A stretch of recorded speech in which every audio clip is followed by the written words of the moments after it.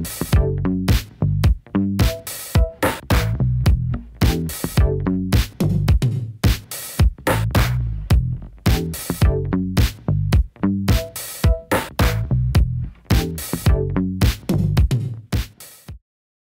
Everyone, welcome back to my channel. ఇంకా ఈ రోజైతే మనము డ్రై ఫ్రూట్స్ లడ్డు ఏ విధంగా చేసుకోవాలో చూసేద్దామా. ఇప్పుడైతే నేను చెప్పిన మెజర్మెంట్స్లో మీరు అన్నీ కూడా వేసుకుంటే టేస్ట్ అయితే పర్ఫెక్ట్గా వస్తుంది. ఒకసారి ట్రై చేయండి. ఇప్పుడైతే బాదాం ఒక కప్పు, అలాగే క్యాష్యూ కూడా ఒక కప్పు, ఇంకా వాల్నట్ ఇవన్నీ కూడా నేను మెజర్మెంట్ కప్ ఉంటుంది కదా మనకి, అలాంటి కప్పుతోనే తీసుకున్నాను. 1 కప్ అని మెజర్మెంట్ ఉంటుంది. ఇక్కడ నాకు ఇక్కడ రాసి కూడా ఉంది కదా. ఇంకా ఈ విధంగా ఈ కప్పుతో నేను 4ని కూడా ఒక్కొక్క కప్ అయితే తీసుకున్నాను.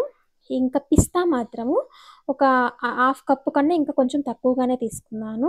ఇంకా తర్వాత గుమ్మడి గింజలు అవి కూడా కొద్దిగా ఒక 1/4 కప్ అంటే 1/4 కప్ అంతా తీసుకున్నాము. ఇంకా వీటన్నిటినీ కూడా మీ దగ్గర ఇంకా వేరే అడిషనల్గా డ్రై ఫ్రూట్స్ ఏమైనా ఉంటే కూడా యాడ్ చేసేసుకోవచ్చు.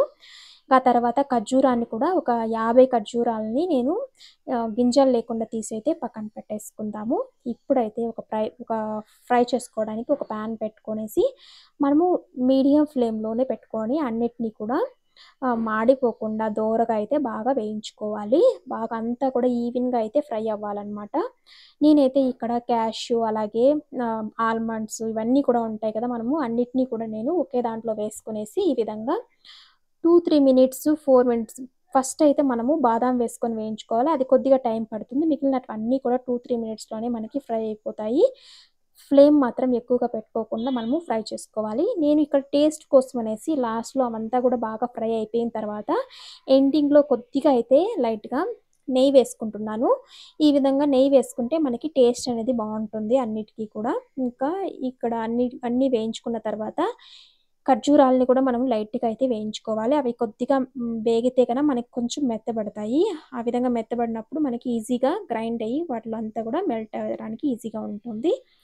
ఇంకా ఇక్కడ నేనైతే 1/2 కప్ అంత నువ్వులు అలాగే గసగసాలు వచ్చి ఒక 3 టేబుల్ స్పూన్లు అంత వేసుకుంటున్నాను. మనకి నువ్వులు గసగసాలు అవి కూడా హెల్త్కి మంచిది కదా, అందుకనేసి నేను వాటిని కూడా అయితే వేయించుకునేసి పక్కన పెట్టేసుకునేద్దాము. ఇప్పుడైతే ఇవన్నీ కూడా వేయించుకునేసి పక్కన పెట్టేసుకున్నాం. చూడండి, ఈ విధంగా అయితే అన్నీ కూడా బాగా ఈవెన్గా అయితే వేగిపోయాయి.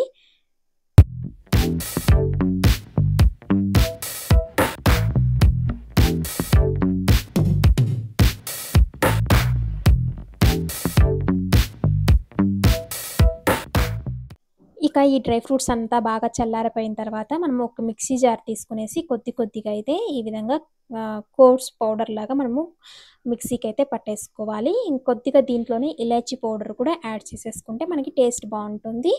ఈ విధంగా అన్నిటినీ కూడా మనము బాగా గ్రైండ్ చేసేసుకునేసి నేను ఒక పెద్ద దాంట్లోకి అయితే వేసుకుంటున్నాను.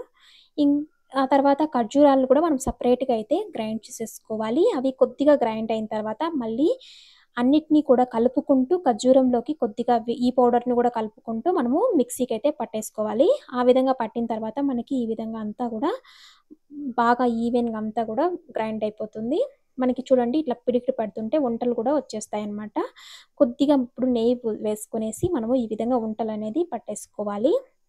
అదేవిధంగా మొత్తం అంతా కూడా పిండినంతా కూడా ఉండలు పట్టేసుకుంటే మనకి ఎంతో టేస్టీ అయిన డ్రై ఫ్రూట్స్ లడ్డు అనేది రెడీ అయిపోతుంది.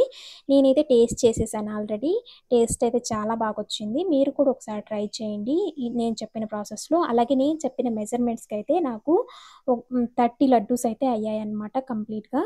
ఇంకా ఇదైతే ఈ వీడియో అండి. మీకు కానీ ఈ వీడియో నచ్చినట్లయితే లైక్ చేసి మన ఛానల్ని ఫస్ట్ టైం చూస్తుంటే ప్లీజ్ సబ్స్క్రైబ్ చేసుకోండి. Thanks for watching. Bye. See you in the next vlog. Bye.